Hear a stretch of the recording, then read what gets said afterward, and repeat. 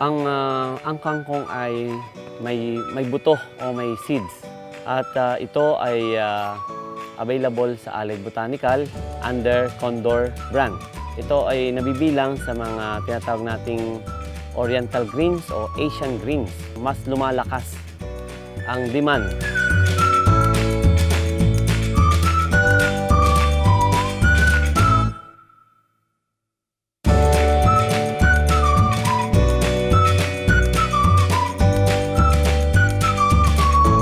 Pwede tayo mag-umpisa pamula 75 cm ang lapad or pwede rin ang 1 meter ang lapad ng size ng plat at depende na sa atin ang haba between hills and between row 15 cm.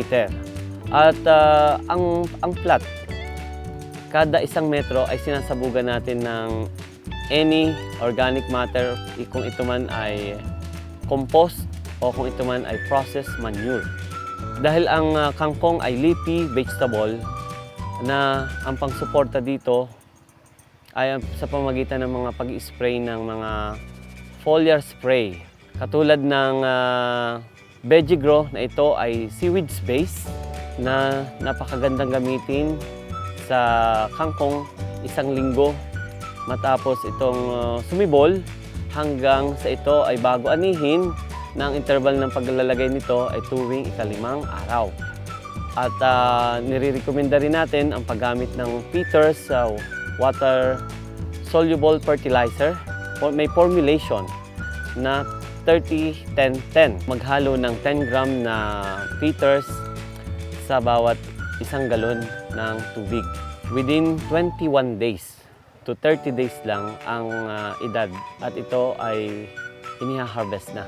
Pwede tayong magbase sa bilang ng araw o sa itsura ng dahon kapag ito tinatawag nating bamboo leaf na, yung payat na mahaba ang dahon ng plant kangkong. At ang pamamaraan ng pag-harvest ng kangkong ay binubunot natin or ina-uproot. Masisigurado natin na malinis, malutong at masarap ang kangkong na nanggaling sa buto.